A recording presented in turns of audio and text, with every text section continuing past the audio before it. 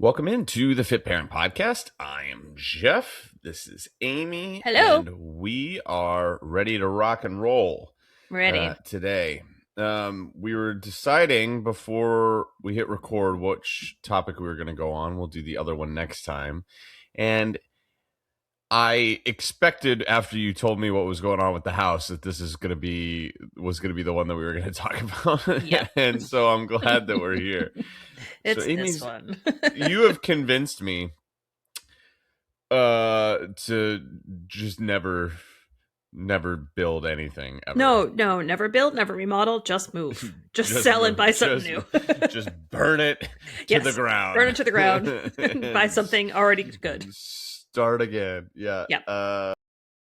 Geez. And that's been my experience with 100% of people who've ever done a remodel. Like I remember when my in-laws did the addition on their house a decade ago, and it took them, it was almost 2 years that they were doing it. And my parents did their kitchen. It extended longer. Like it was supposed to be done in time for Christmas, like in time for Thanksgiving. And it wasn't done when we did Christmas. So like that part of the room was like carved out with like whatever the drape plastic was, and we're like cooking Christmas dinner on a hot plate over in the other. It's just like, oh my goodness. So we are today going to discuss overcoming your environment. So today is going to be super tactical. I think the last episode was tactical, but in a little bit of a different way. Like, how do you set your goals well? And I fleshed that out a little bit more even over the course of this week with talking with people. So we might revisit that again, just in a different iteration of it. But for today, we're going to be talking about how do you overcome your environment to do the things that you said that you wanted to do, whatever they happen to be. And I will tell a story to do this. And this is going to be a lot of examples and a lot of like specific actionable things. Because I was starting to list in my head today. Do you ever have like shower thoughts? Right? Yes. Like, okay, that's where I have my best conversations. Yeah. I'll have like full conversations with other people because I'm like preparing. Like in your head, you have it? Yeah, not out loud. Sometimes out loud. I was like, usually not. In your like just you and John shower talks. No, like I prepare for discussions or prepare for what I'm pretty sure is going to be a fight with my contractor. This is how I'm going to say it. Then this is what he's going to respond. Exactly. Play it with yourself. Yeah, I have some of my best thoughts in the shower as well, and I'm like, I'm going to remember that, and then I immediately forget it. No, you have to get one of those space pens that you can write underwater. Notepads. We've had those, and I went through it so fast. I need to just like have it on auto ship, because I had one the other day, and I was like, that was so good, and I was convinced I was going to remember it, and then I was like, I have no idea what it was. What about one of those, like, what are they called, boogie boards? That doesn't sound right, but it's boogie boards of the ocean. No, I know, maybe it's something like that.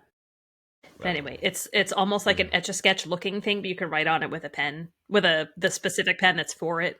Oh, I know what you're talking about. Yeah, not boogie boards. No, I know what you're talking about. The kids have it. Yeah, no idea. But I feel like that might be able to use that in a shower. I don't think that water Magnus Sketch or something like that. Something. So, but I did have one today, and generally speaking, I don't often let myself shower long enough to have real thoughts. Like, generally speaking, I'm in there for business, because it's for business. Most of the time when I'm showering, it's like in the morning.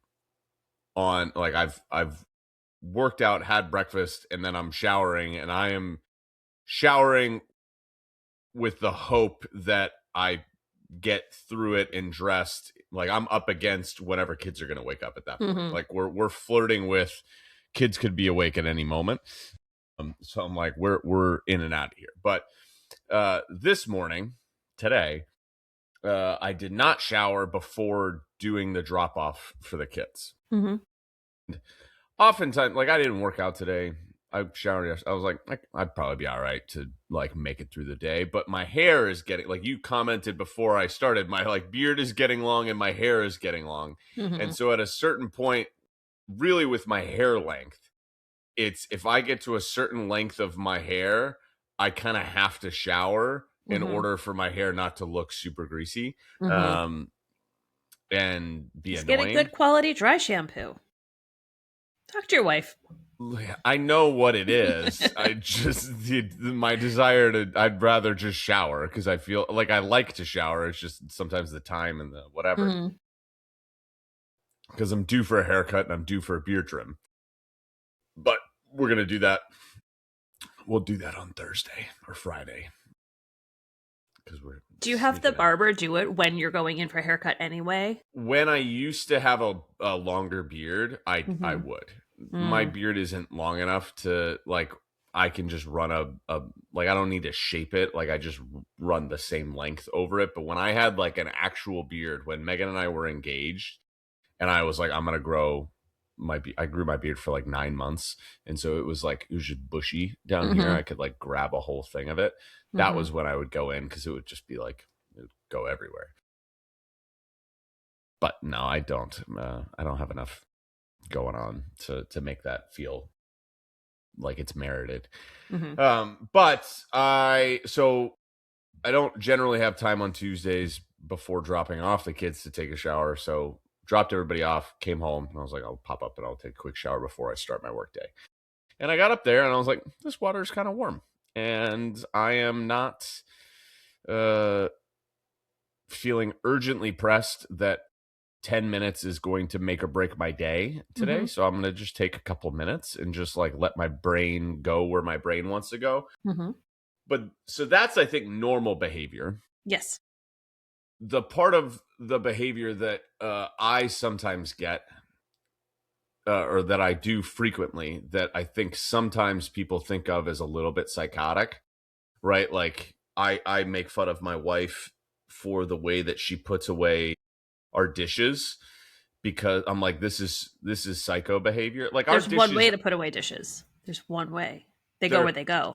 No, it's not where they go. It's like our dishes are colored. Like we have blue plates and orange plates, and she just puts them back in any kind of order. And I'm like, monster. They're color coded. What like, monster did you marry? The OCD in me can't. I will like go in and reorder. I'm like, I can't. Like they're wrong. Like they're not in the right place. It has a set of their Crayola plates my mom got like 20 years ago, but gave them to us, and we have 2 of every color, and they have to not only be paired, but they must be in rainbow order. Yeah, it's required. Like if I open that cabinet and see that they're not, I'm like, there are definitely those moments. Or like there was somebody in my small group this morning. This was true psycho behavior. Like this was, I was like, are you a serial killer? He had 2 50-pound dumbbells for a dumbbell incline bench press from 2 different dumbbell sets. It's like one was round and one was hexagonal? Yes. Nope. I'm like, listen, I know that I have OCD, whatever, and like I'm if you do the 45-pound plate with the blue lettering versus the white lettering, I'm like, they're not the same. You can't on one side. They're not the same. Like it has to be symmetric. But like I know that I can rationalize that those are both 45-pound plates. They're basically the same, and they're on, I'm like, okay, you can be like, I think it's a little weird, but okay, I can get over that.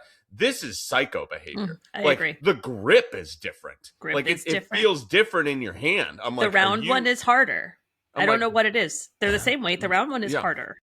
It's but I was like, dude, who's buried in your backyard? Like this is one of the guys I've known him for 6 years. So he's like one of the sweetest guys. But I was like, dude, what is wrong with you? But I think we all have those things that I think from externally people would be like, that's psycho behavior. Like that is uniquely psycho behavior.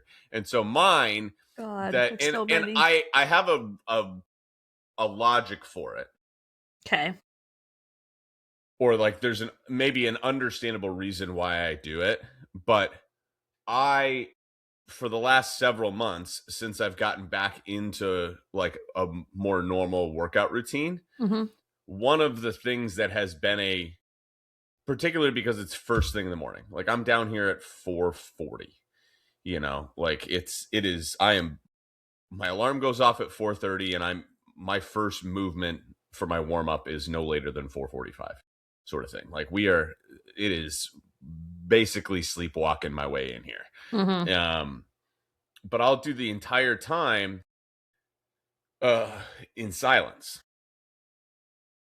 I'll do the whole workout in silence.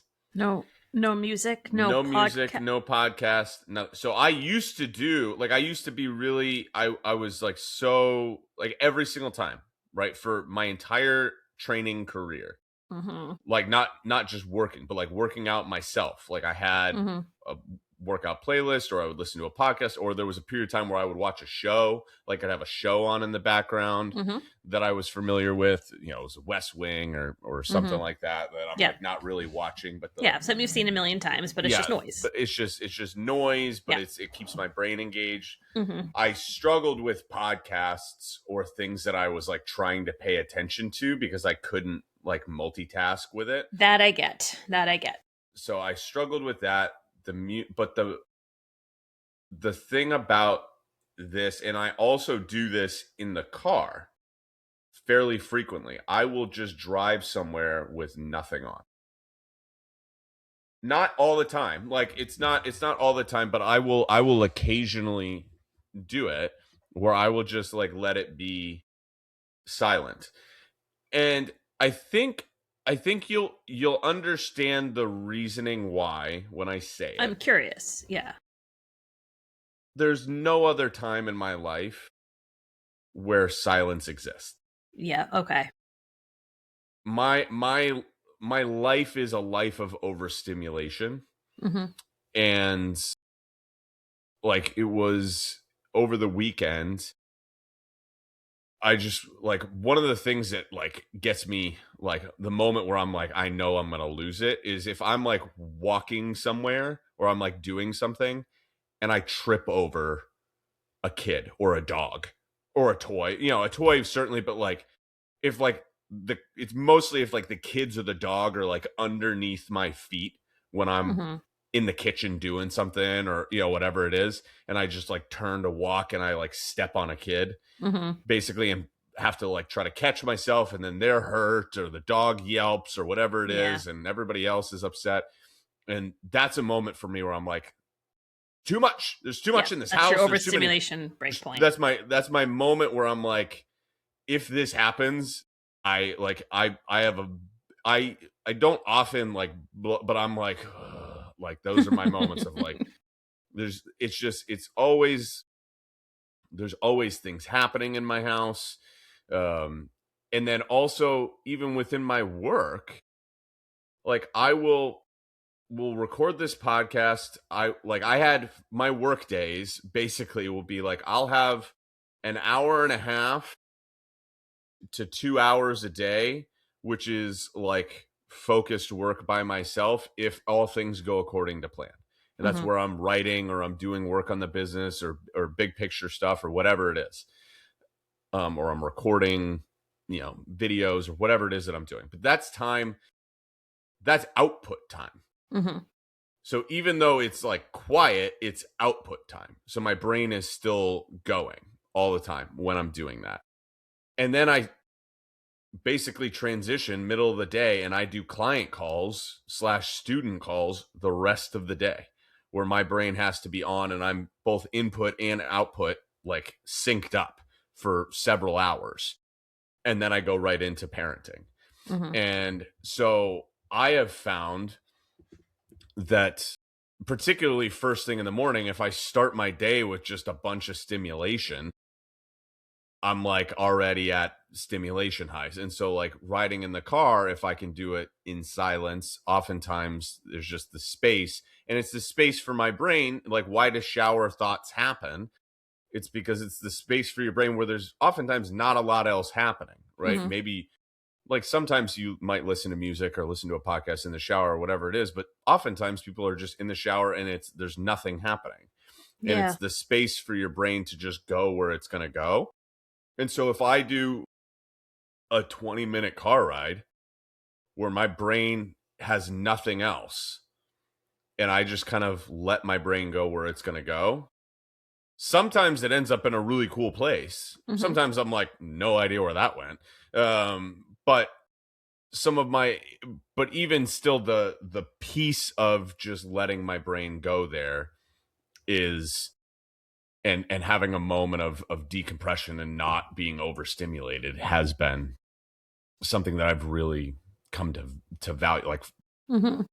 trying to embrace stillness or quiet or whatever Mm-hmm. it is, like a lack of stimulation. Because, and so I'm going to go one step further, which is particularly where I feel this is when I'm overstimulated, and this is all linked to the overcoming your environment bit, but and I'll get to my kind of conclusion with it at the end here. But like what I've noticed is when I'm overstimulated or feeling a lot, then I try to like shut my brain down.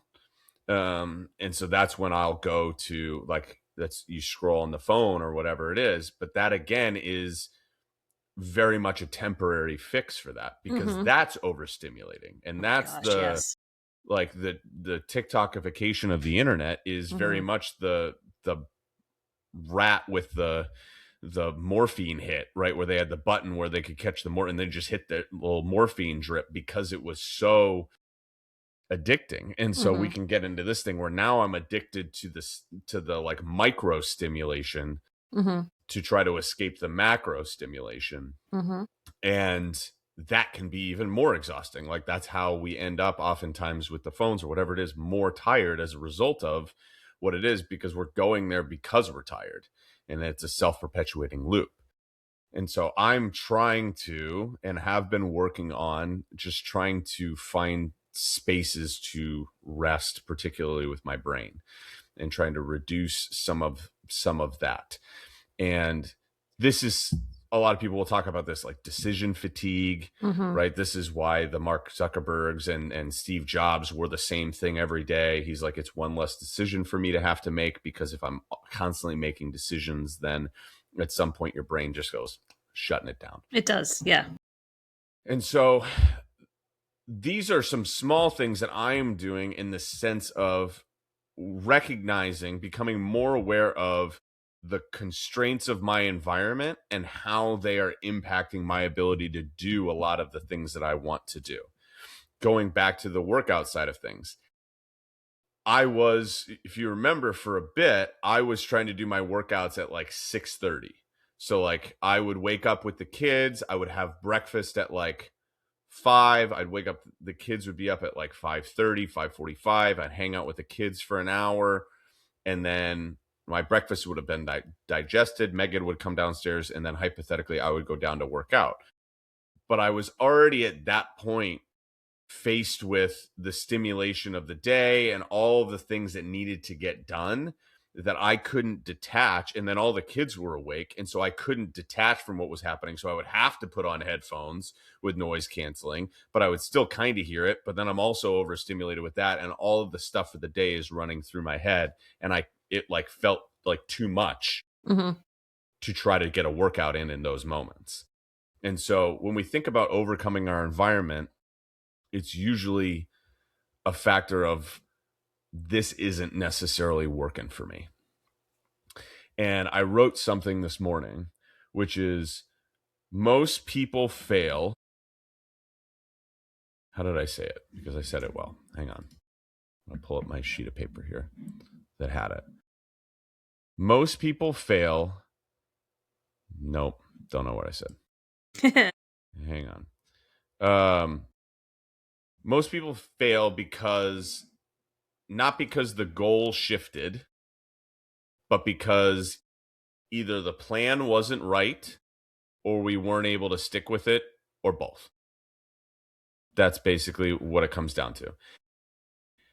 Usually when we fall off, we blame one of two things or both. We blame our motivation, I couldn't keep myself motivated. I lost my motivation. I couldn't stick with it. And what's the conclusion if we blame our motivation? What do we go to as like, okay, that's what I need to fix? We think oftentimes, what do you think? We just have to try harder. Try harder, or you go one step further from that. People are like, you need a bigger why. Like you need to have a more intrinsic motivation for doing it. And I loathe that in a lot of ways. I don't think that having a why or a reason isn't valuable. I also think that oftentimes people have gotten to surface level with the why, like as a for instance that we talk about all the time with the story that you go like, hey, if we can articulate what this is costing us, that's incredibly valuable. However, it doesn't change it's not that the goal wasn't worthy. Mm-hmm.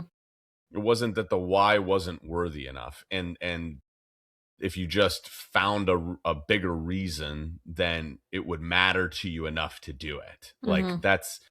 I think that's faulty thinking, and basically comes back to the idea of just try harder. Try Mm-hmm. harder to want it more. That's really what, like, we're going one step. It's like you have to put in more effort to wanting it.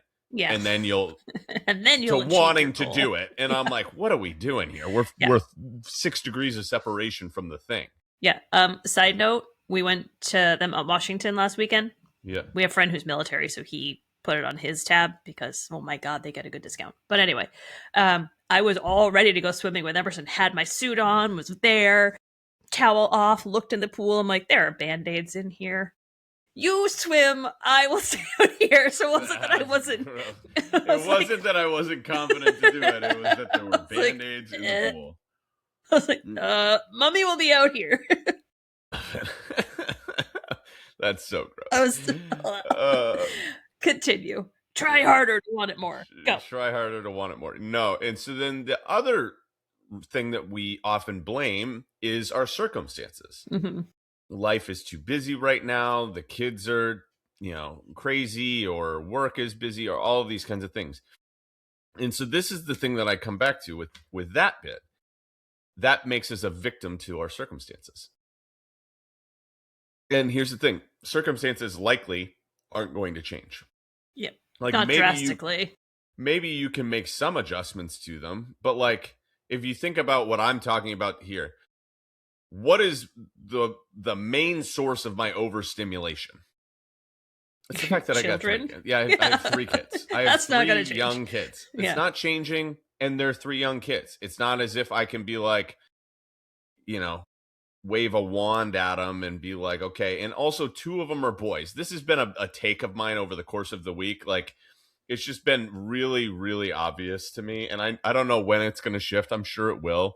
Boys get easier later. They're hard at the beginning and easier later. The difference between my boys and my daughter, I'm like, we would be living a very different life. I don't think it would be like 100% different, but it would be a very different life if we had two girls or 3 girls.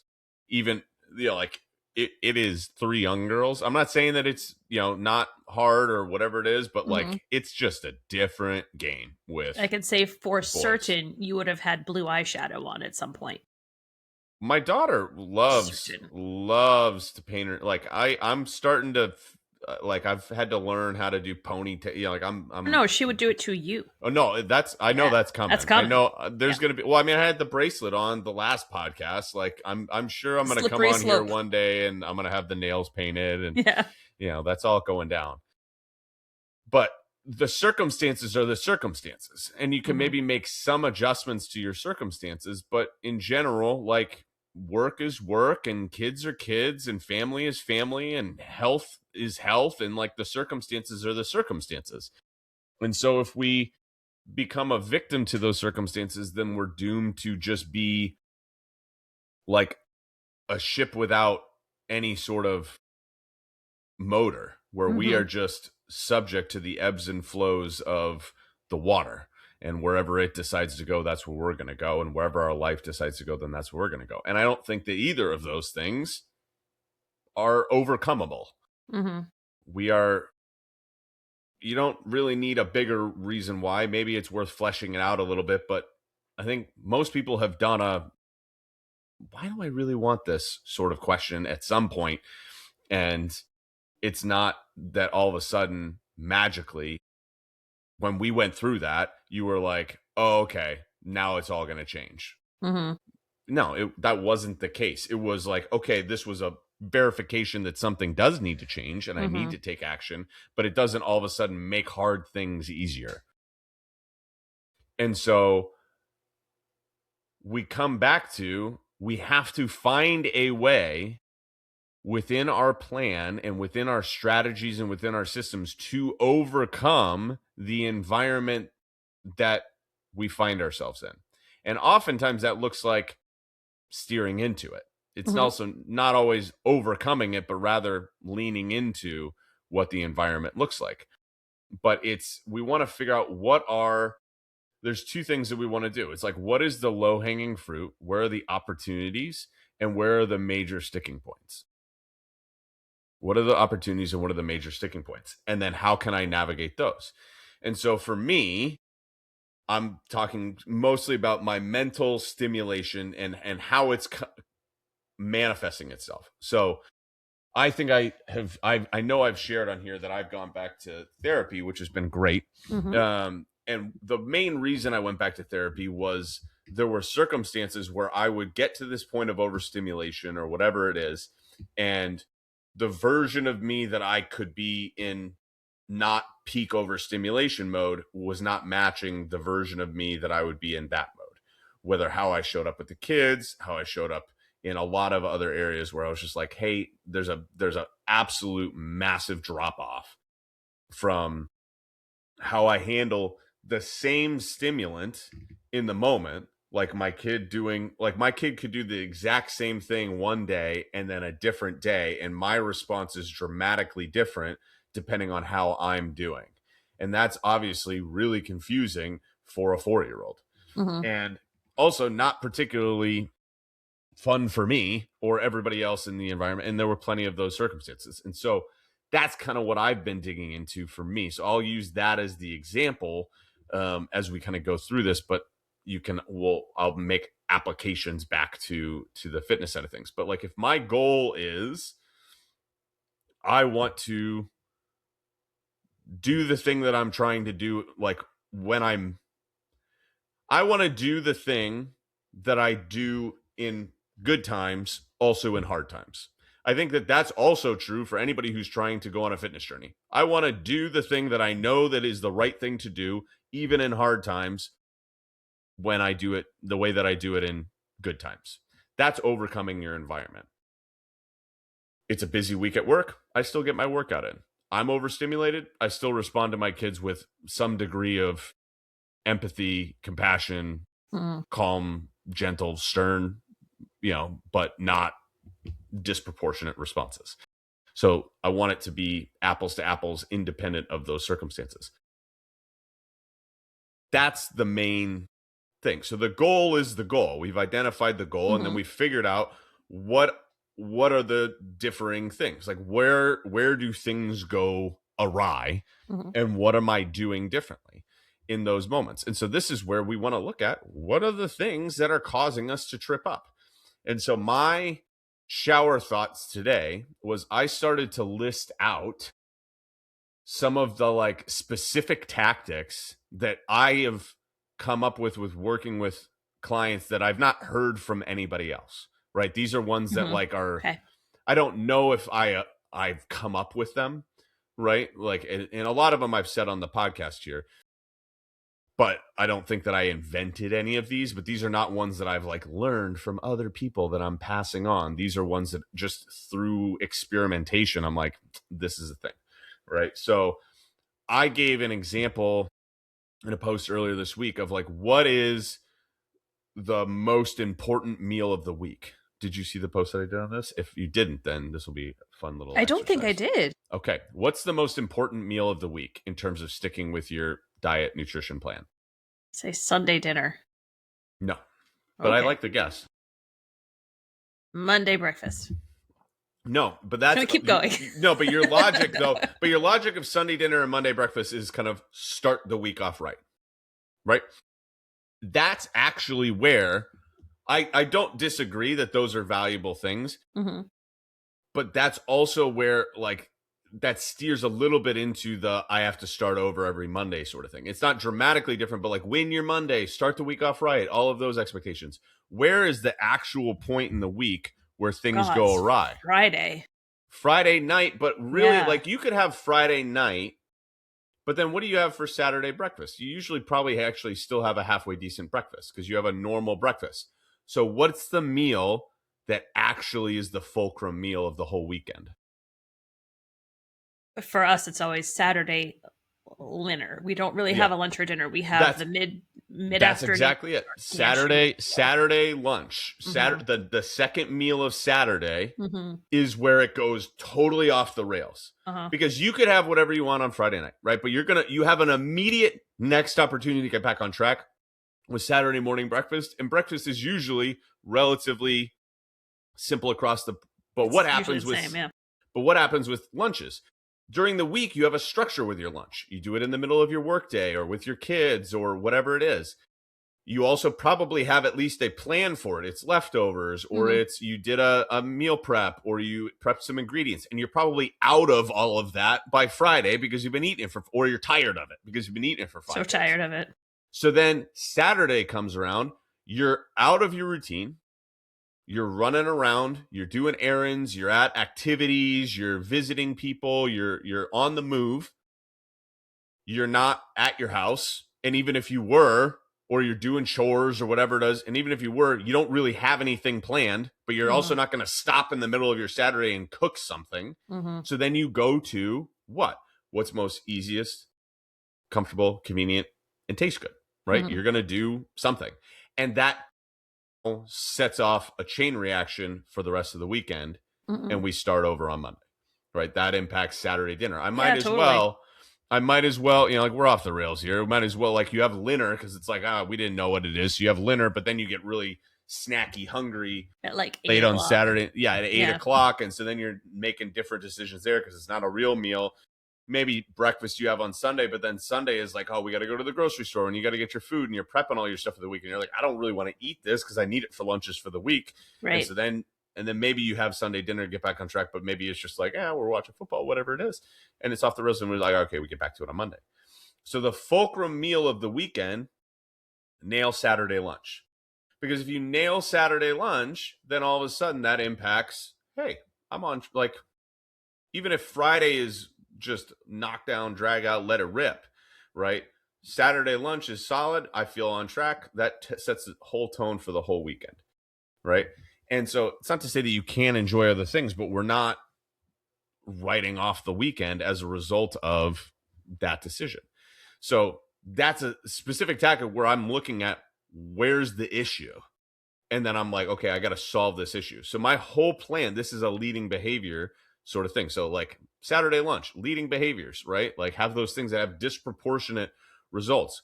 I've talked about the midweek reset on here before, which is like, hey, where's the real challenge? It's the weekend overall where you have a plan, but then you run out of food or food goes bad by the middle of the week because you went on Sunday to the grocery store, or the schedule that you thought you were going to have last weekend for this weekend totally changes because they can't predict the weather 2 days from now. The idea that you know exactly what your schedule is going to be the following weekend is ludicrous. And you know what your meals are going to be. So you do a midweek reset and you go back to the grocery store and you recalibrate your plans for the weekend, incorporating those things so you can just solely focus on what am I going to eat? How am I going to enjoy the things that I want to enjoy? The midweek reset is like, hey, I'm paying attention to what it is that's going on.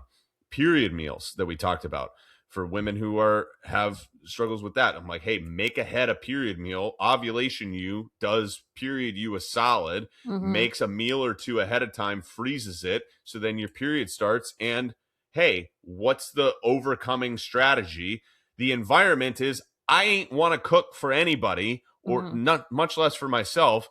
But if it was there, and just as easy for me to do that as it would be for me to get takeout or whatever it is, I can just throw that in the crock pot and we're ready to rock and roll, or throw it in the microwave and we're good to go. These are solving known problems before they become problems. Solving them ahead of time. I'm navigating the situation so that in the moment, I don't end up with this. Mid-afternoon, you're going to make it all the way from noon until 6 p.m. without you eat breakfast at 8, you eat lunch at noon. Mm-hmm. The That's math would tell you that's 4 hours. Yep. But then you're going to go from noon until 6 or 7 and not eat anything. And you wonder why you're famished and you can't do portion control, or you get snacky around 4. Like, you get snacky around 4 because it's 4 hours. It's time to eat, right? It's time to eat. So like, plan an afternoon snack and eat it before you get hungry instead of when you're already hungry. Right? This is like environment, circumstances. Hey, like the schedule with the kids is nuts. Like, I can't figure out times to work out. Okay, like, who says you got to work out during the week?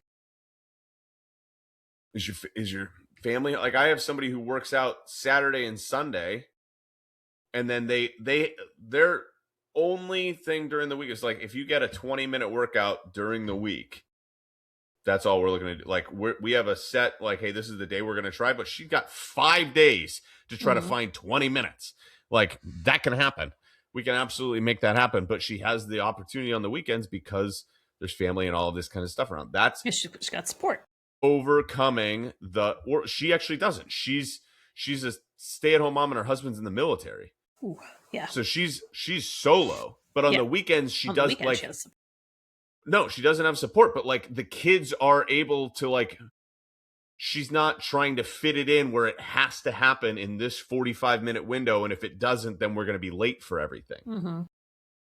So she's like, hey, if this takes me 55 minutes because I have to stop for a couple and go get the kids something, we're not so crunched for time that I can't make this happen. And so that's steering into your environment. That's getting you in a situation where I'm not riding the waves of what happens. This is the idea of when you go on a vacation. I tell this to clients all the time, like, more important than what you eat on vacation is the very first meal when you get back from vacation. Because the problem with vacation is not the vacation. The problem with vacation is that the vacation lasts 3 weeks after the vacation to get back on track. So what I want you to do the week before vacation is, again, do a make-ahead meal. Make a meal, freeze it, so then when you get home, you get home on Sunday, middle of the day. You're going to put in a grocery order before you leave to pick up on your way back, and you're going to have a dinner already made for you. Are we not now way better set up for the week than otherwise? Like, what are the sticking points? What are the issues? And how do I go about making those less sticky? So I'll give an example now for me. One of them is, hey, I moved my workouts to 4:30 in the morning, 4:45. Do I like waking up at 4:30? I hate it so much, guys. And again, Megan and I are on like basically opposite sleep schedules because she is a night owl. I am a morning person in general, but like, just doing them, like, my alarm goes off at 4:30. And on those days, because I'm up with the kids, like, she does it on Tuesdays and Thursdays, she's up with the kids while I go to the gym. But I still wake up on those days at 4:30 when I'm going to train at the gym, the small group that I did today. But on Monday, Wednesday, Friday, when I'm working out here, I'm waking up at 4:30 and work out, whatever it is. She'll get up at 6:30 or 7 to come downstairs to get, to do all that because I'm on morning duty that morning because I don't get home until 7:15 on those days. So it's like, she doesn't have to come downstairs until 7:15 Monday, Wednesday, Friday, because that's how we kind of do the distribution of it, because she's alone till 7:15 on Tuesday and Thursday. Like, she'll sleep sometimes until 7. I'm like, I was up 2.5 hours before you, but we're like she's like, it's only 9:45. And I'm like, it is an hour past when I wanted to be in bed right now. Like, 9:45 to you might not feel late, but for me, it's incredible. So like, that has become a hard thing for us because I want to stay up, but I'm also like exhausted sitting there trying to do it. Like on New Year's Eve, we were watching a movie. God, New Year's Eve. And we weren't going to make it out, all the way to midnight. That wasn't the expectation. But like, we were watching a movie, and again, it was like 9:15, and I'm falling asleep on the couch. Now, to be fair, It was a movie I had seen many, many, many times, which I really love. But she hadn't seen it in a long, long time, so it felt new to her. Not new, but like she was like, "Oh, I forgot so much of this." It Yeah. was a great movie. It's Groundhog Day with Bill Murray. That's a February movie. What are you doing I watching know it? we didn't have a. We were trying to figure. You know how long it takes us to try to find a movie on all the streaming services? It is overwhelming to find a movie. So you're going So to be we shocked by this, but John and I have a checklist of movies. We're going through all of the Marvel universe in chronological like order. story order, not release date order, because Mm-hmm. they're all sorts of. But we're like Yeah. 3/4 of the way through the list. So anytime we're like, we need a movie, we're like, let's pull up the Well, we Marvel did list. that. We did that when during both immediate newborn stages. We did that twice. We did that for like all of the midnight feedings for Levi. Mm-hmm. We would when Megan was trying to pump. Mm-hmm. Like it was a 45-minute thing for us to do that, where she would like try to breastfeed and then she would pump and I would give him a bottle. So we're up for 45 minutes Mm-hmm. doing that. And so we just watched the whole MCU in story order Mm-hmm. in 45-minute chunks. It Yep. was like what we did when we fed him, and we did it again with the twins. John didn't get up. He tried. He got up with me for like the first couple of nights that Em was home, and then I was like, "Why are we both up? Like, you Yeah, don't have boobs, so like, why don't you sleep?" Like, yeah. doesn't make It sense. became different when she stopped doing trying to pump. Mm-hmm. But I mean, she did it with the twins or with Levi she tried for almost 3 weeks. Like she gave it the old college try. Yeah, good for her. But that was like, it just got to a point where we're like, this is just it's too heartbreaking for her. Don't remember how we got there. Oh yeah, so I'm like falling asleep on Groundhog Day because I'm just tired. So like there is a cost to all of these things. Like they're not going to be easy to necessarily do these things. Like it costs you something to do the make ahead meal. It's not convenient in the moment to do the make ahead meal or to do the period meals or to Mm-hmm. schedule the time or to do a workout on the weekend when you would rather do all of these other things. I'm not saying that it's easy. Mm-hmm. But I am saying that if we have regularly scheduled issues, we probably need to find a way to navigate regularly scheduled issues. I'll give you a for instance from your thing, and hopefully this doesn't like trigger you and set you off. Like, what is the thing that's the most annoying thing about talking to your contractor right now? That he tells me I'm wrong even when I'm right. Is it that? Yeah, I mean, that might be that, but does it also feel like you're having the same conversation over and Oh over my again? god, over and over and over and over. It's like, listen, at some point, this needs to change. Mm-hmm. Right, like this is a thing that I have with my business coaching students a lot. Like I do it with my clients, but I do it a little bit differently. But with my business coaching students, I'll like give them assignments and it's written on a document. Mm-hmm. And if we get on the thing and I'm like, hey, how's it going? They're like, yeah, I'm not really making, much money or whatever it is. And I'll look back and I'll be like, did you do these things? And they're like, no. And I'm like, okay, well, what would you like me to do now? Because we've had this conversation. Like I have now said to you the same thing 6 times and nothing's really changing. So do we need a different strategy to help you get this done? Or what's the block? Like what's getting in the way here? And again, that comes back to this is either a systems issue or an identity issue. Mm-hmm. And so it's either you don't really want it, and I'm willing to bet that's not the case. But you have to wrestle with the fact that you might not want it more than you want the other things. Mm-hmm. And that's fine too. But you have to wrestle with that reality. So what I'm doing is, hey, I'm waking up early in the morning and I don't like it, but I'm doing it. I'm making sure that I have like when I like my quiet time in the morning when I'm doing breakfast, like I'm have it like open and ready for me. So I don't even have to think about what it is that I'm going to do. I'm trying to have that quiet space so that I know what I'm going to do. Another thing is what I was doing was just because overstimulation was becoming it, like I got into the like scrolly thing. It was like I just didn't know what to do with myself when I was when I had downtime, like when I was when nothing was happening. Like, do you ever go somewhere and just sit? Like, just no, you pull out your phone. Like, if you're waiting for something, you pull out your phone. And so I just would get into that, and then that would just cause stimulation for no reason whatsoever. And so I might even get into the spot where I have plenty of stimulation in my life and I was just causing extra. And so I was like, I got to reduce the amount of time that I'm looking at this tiny screen on my hand, because it's just increasing the stimulation. That's both the result, but also part of the problem, right? Is like, it's what I'm doing when I'm overtired and whatever it is like, hey, just keep me alert. But also it's a part of the problem, and why I'm so mentally tired is because I'm stimulating myself with this. And so I don't know if you've heard of this or had an ad. You will now that all of you will have it now, because I'm about to say it. Yeah. You're welcome, the internet. This is terrifying. You're welcome, interwebs. There's something called a brick. Have you heard of this for your phone?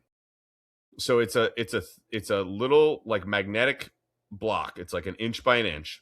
And you like magnet to the side of your fridge or whatever, and it blocks certain apps on your phone until you have to go back to the thing and like tap it, and then it unblocks the thing, and so you can set what different modes or whatever. So I have like work mode, where only the apps that I need for work are allowed, and I can tap it.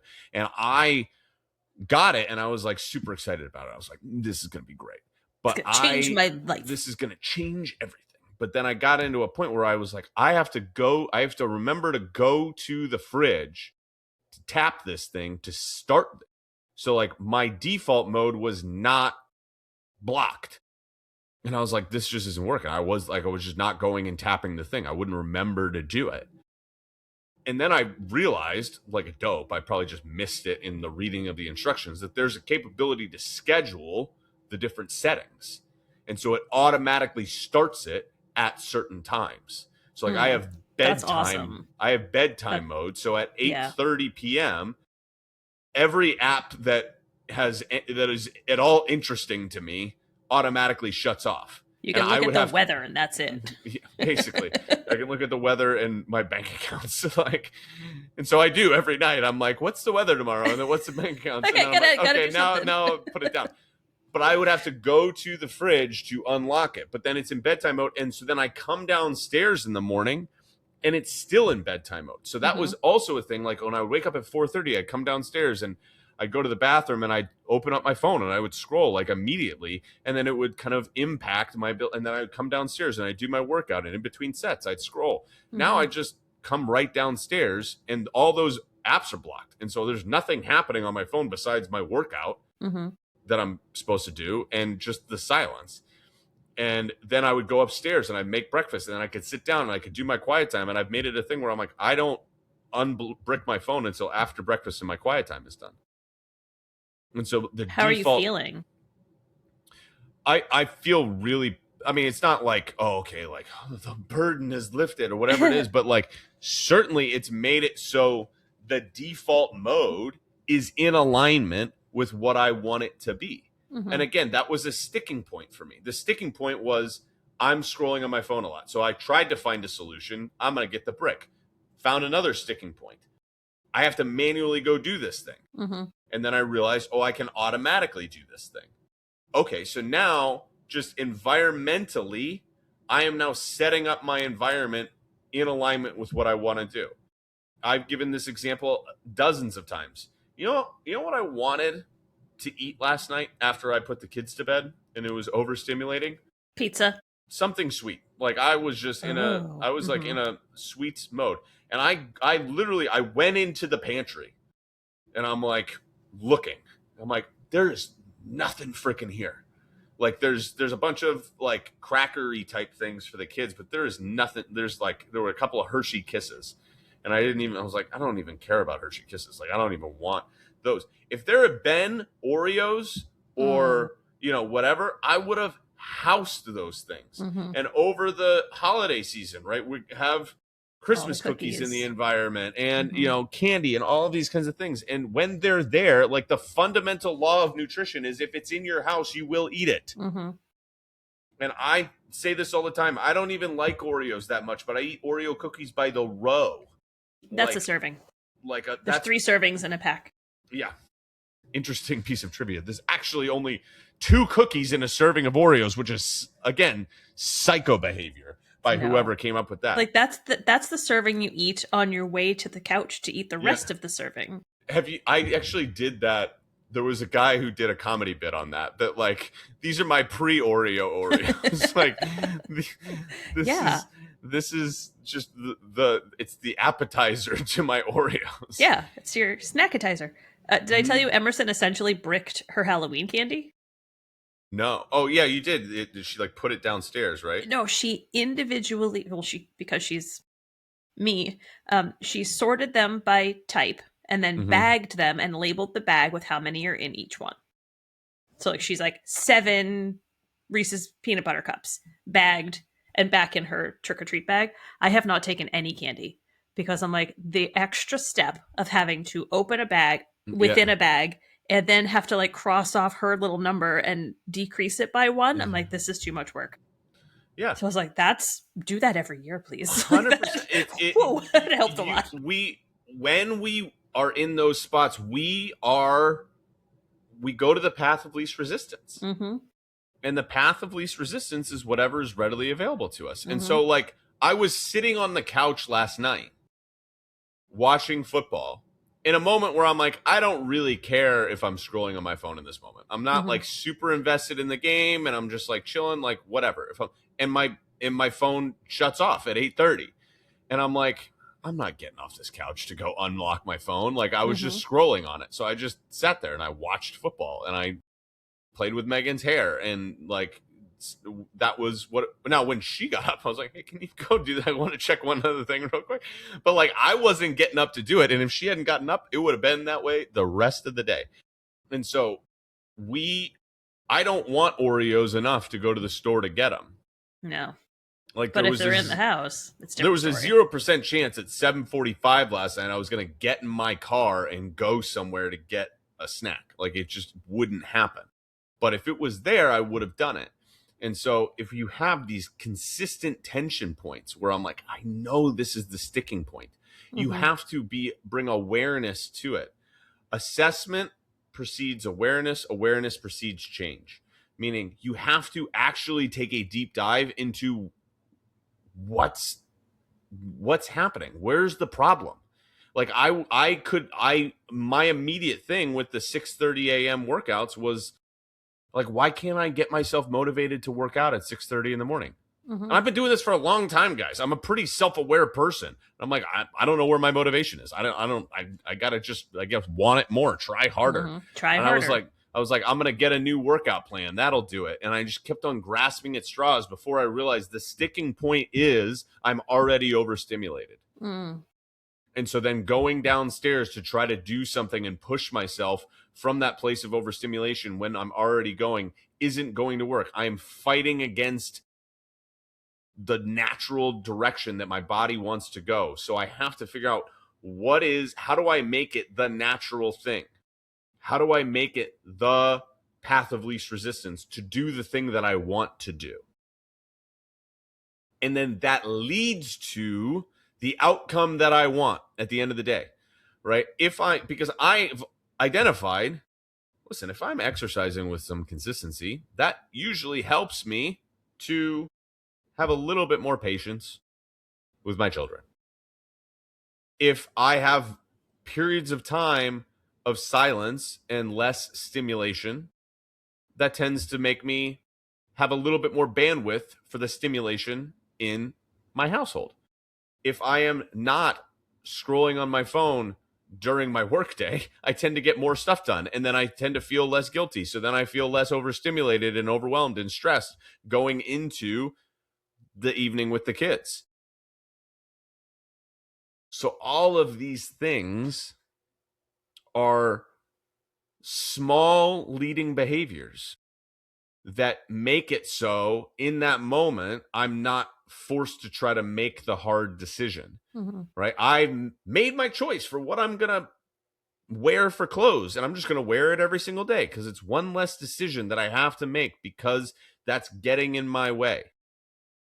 What are the things that are getting in your way? So overcoming your environment first comes with identifying what are the hurdles. And again, remember, I said this on the pod a while ago, and I think I said it in the moment, and I was like, that's the most brilliant thing I've ever said, which is obstacles are meant to stop you. Hurdles are meant to get overcome. Mm-hmm. I remember these that are day. hurdles. That was one of. I was like, oh my gosh, what a moment! But again, what a moment! What a moment! What a time to be alive! History of the show. This is what I'm saying. Like all of these tactics that I'm giving as examples: Saturday lunch and make ahead meals and period meals and the midweek reset and scheduling stuff on asynchronously for what you think you should do, and hey, have this stuff pre-made for you. Like this is the tempo meals that Megan and I have been getting. Like I was like, this is a tension point of overstimulation where I'm trying to cook food for all of us at the same time every single night and have things that overlap that the kids will eat and we will eat that are aligned with our goals and all of this. And I was like, I'm going to reduce this by half. By having so you just cook for the kids now? So I just cook for the kids on those 3 nights. And then those 3 nights, Megan and I have our tempo meals. And so then the rest of the meals are the ones that have to have some overlap. But I just reduced the volume by half. And one of those meals is either we're on a date night or we're doing leftovers or pizza or whatever it is. So it's really 3. So I have 3 nights where I have to figure out what's the overlap between what I'm making and what the kids are making. And that's a lot less intimidating. But it was a moment of stress and tension. And it was like, okay, how can I make this not that way? And sometimes you can put money on it. Sometimes it's just about a strategy. This is why I like one of my main goal, not main goals. So like if I was thinking about financial goals is whenever we get our next house, like I'll do it a little bit with this one. Whenever we get our next house, I'm like, one of the thresholds for us being able to afford that next house is I am not mowing the lawn and I'm not cleaning the house. Like I'm going to have a regular lawnmower and I'm going to have a regular house cleaner, whatever that regular looks like. But like that's going to be built into the budget for whatever that house is. And so that might extend the period of time. But like when we had a couple of weeks where my wife's cousin came and mowed our lawn for us. And it wasn't like, oh, I don't enjoy mowing the lawn, but it was just a point of tension. It was a sticking point because it was like in the middle. I can't do it early in the morning because it's covered in dew. I can't do it late at night because it's dark out and it's loud.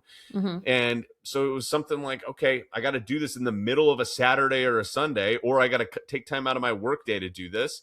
And Megan's got to cover the kids, or we have to figure out when in the schedule. And you got to do it every friggin' week. I'm like, when am I going to, like, my dad loves it because he's retired and he's got nothing else to do. But I'm like, when am I going to take the hour and a half out of my week, every single week on a Saturday to mow this lawn? And if I don't, then it stresses me out. I look outside and I'm like, the lawn is out of control and it stresses me out. It's the house gets dirty or whatever it is. And that stresses us out because you look and you're like, there's dust and there's grime and there's stuff. And it just makes you not want to do the things. It's like, if I can find a way to reduce that thing in some way, shape, or form. So like with what it's not going away. It's not going away. And so like when it comes to, and some of it's posture, some of it's whatever it is, but like, are there things within my control that I can do in my environment? So like last thing, and we'll close here. You're going through like environmentally thing that is causing you all kinds of stress right now is the house renovation. Literally 100%. My environment, like my physical environment. Your physical environment, where you live, and the fact that you're like not in your whatever it is. And so you're like, okay, first of all, some of this is temporary. It is right? temporary. And so you can you can be like, okay, what can I hold together with duct tape and fishing tackle for this period of time because I know that it's temporary. But you want to look at what are the things that are not temporary that you can try to reduce because that's going to help you outside of that. You know what I'm saying? Like this is one where it's like trying to figure out really how to navigate the impact of this thing is going to be really difficult because it's mostly out of your control. It's also temporary. So you're going to spend all of this time trying to figure it out and then it's going to be over and you're going to be like, what was that even worth? Right. But amidst this, you have this thing that is causing extra stress, but you also have the rest of your life. that has environmental struggles. Those things are still going to be there when the house is fixed. So your opportunity is not to try to deal with, okay, I'm going to deal with the house situation, but it's more of, can I create more bandwidth? Can I overcome more things that are going to perpetually be here in my life that are not temporary, to try to like create? Because I think about this on a scale. If I have 10 out of 10 bandwidth before I lose my mind, right? If I'm starting my day at an 8, I'm pretty much hosed, right? Because those two notches are happening with something. Oh yeah, especially when you're one in of your 3 kids. With the house, like guaranteed, right? Like, God, yeah. So can I start my day a little bit lower? Because then, one, I have more room for stuff to happen, but also those things are going to still be there. They're going to still be there when the house is done. So what can I do to make it so I'm in a spot where I've overcome some of the environmental factors that are perpetually going to be here? Like finding that opportunity, the things that are within your control. That's sort of the frame that you have, because some of it's like when we're going through Megan's peak season, which we have been for the last few months, and she's just like editing all kinds of hours and weekends and stuff like that. Some of it's just like close your eyes and wait for the end sort of situation. Like, let's just hold our breath, and this is terrible, and we will. Now, this is going to come back up, and so we will come up with better systems for overcoming it for next fall. But like, we can't do it in the moment. We're just surviving in the moment. But I can try to figure out other ways to navigate my own stress in other situations within that period of time. And that's what I was trying to do. Like during this was the workouts. This was the brick. This was all of that happened in the middle of peak Megan's busy time, because I couldn't do anything about the fact that she had to just work crazy hours. It just wasn't within my control. And so if I just let that circumstance dictate what I did, the house would have, like, I would have been in shambles, the kids would have been in shambles, everything would have been in shambles. And so it had to be something, what can I do that requires nothing from anybody else and isn't impacted? Like, this is why it's 4:30 in the morning. Nobody's awake. Like, it can't be impacted by anybody. It's 4:30 in the morning. So what are the things that you can control within your environment right now that are the regular sticking points and that are going to continue to be there? And try to find a strategy to do it, and recognize it might take you several iterations, like it did with me in the brick. Totally will. And so do it, test it, see what happens, and then make a slight change one at a time. Hopefully that was helpful. I think it was. Appreciate y'all listening. Do the things that you do. Like, rate, subscribe, share with a friend. And if you are in a spot where you would like somebody to help you navigate this is what I do. Just DM me, Parent, over on Instagram or Facebook, and I will help you get there. We'll talk to you soon. Thanks for listening.